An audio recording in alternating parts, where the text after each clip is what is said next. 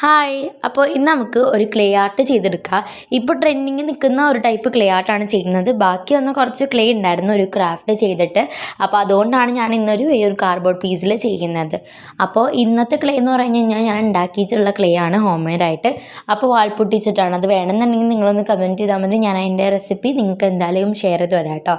അപ്പോൾ ഇന്നത്തെ clay art ചെയ്തപ്പോൾ എനിക്കുണ്ടായ ഒരു എക്സ്പീരിയൻസ് പറഞ്ഞാൽ കുറേയൊക്കെ ഫ്ലോപ്പായി. പിന്നെയാണ് എനിക്ക് ആ ഒരു സംഭവത്തിൻ്റെ ടെക്നിക്ക് മനസ്സിലായത്.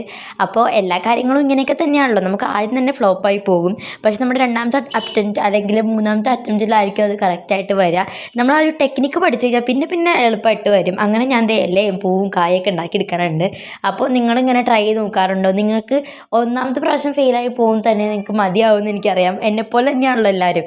അപ്പോൾ എനിക്കങ്ങനെ മതിയായി. പക്ഷേ വീഡിയോ എടുക്കണം എന്നുള്ള സ്ഥിതിക്ക് ഞാൻ എന്ത് ചെയ്തെന്ന് വെച്ച് കഴിഞ്ഞാൽ ഇതുപോലെയൊക്കെ ചെയ്ത് കൊടുത്തിട്ടുണ്ട്.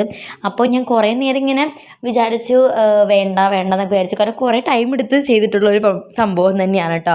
അപ്പോൾ പണ്ടൊക്കെ ഇതുപോലെ ആയിരുന്നു. ഒന്നാമത്തെ ട്രൈയിൽ ഇതാക്കി കഴിഞ്ഞ് കഴിഞ്ഞാൽ തോറ്റ് കഴിഞ്ഞാൽ പിന്നെ ട്രൈ ചെയ്യാനായിട്ടുള്ള ഒരു മനസ്സ് നമുക്ക് ഉണ്ടാവില്ല. പക്ഷേ ഇപ്പം ഞാൻ അങ്ങനെയല്ല. എന്തെങ്കിലും ഉണ്ടെങ്കിൽ അതിപ്പോൾ വീഡിയോ എടുത്തതിന് ശേഷമാണ് അങ്ങനെയൊക്കെ വന്നത്.